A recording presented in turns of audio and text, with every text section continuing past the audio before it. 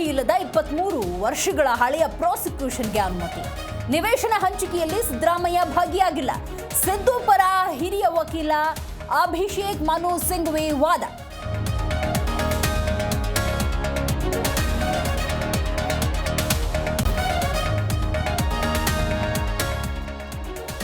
ನಾಗಮಂಗಲ ಸಂಪೂರ್ಣ ಹತೋಟಿಗೆ ಬಂದ ಪರಿಸ್ಥಿತಿಯಲ್ಲಿದೆ. 150 ಜನರ ವಿರುದ್ಧ ಎಫ್ಐಆರ್ ದಾಖಲಿಸಿದ ಪೊಲೀಸರು 53 ಆರೋಪಿಗಳ ಹೆಸರು ವಿಳಾಸ ಸಮೇತ ದೂರು.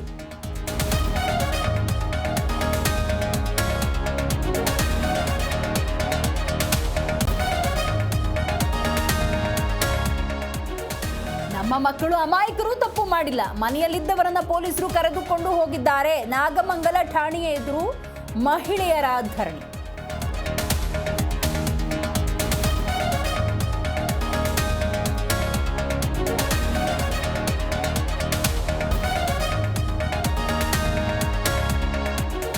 ನಾಳೆ ನಾಗಮಂಗಲಕ್ಕೆ ಕೇಂದ್ರ ಸಚಿವ ಎಚ್.ಡಿ.ಕೆ ವಿಸಿಟ್. ಗಣೇಶ ವಿಸರ್ಜನೆ ವೇಳೆ ಗಲಭೆ ಹಿನ್ನೆಲೆ ಕುಮಾರಸ್ವಾಮಿ ಭೇಟಿ. ಸ್ಥಳ ಪರಿಶೀಲಿಸಿ ಮಾಹಿತಿ ಪಡೆಯಲಿರುವ ದಳಪತಿ.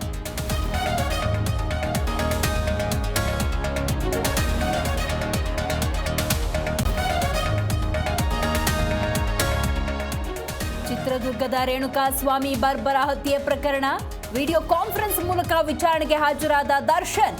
ವಕೀಲರ ಜೊತೆ ದಾಸನ ಭೇಟಿಯಾದ ಪತ್ನಿ, ಸಹೋದರ.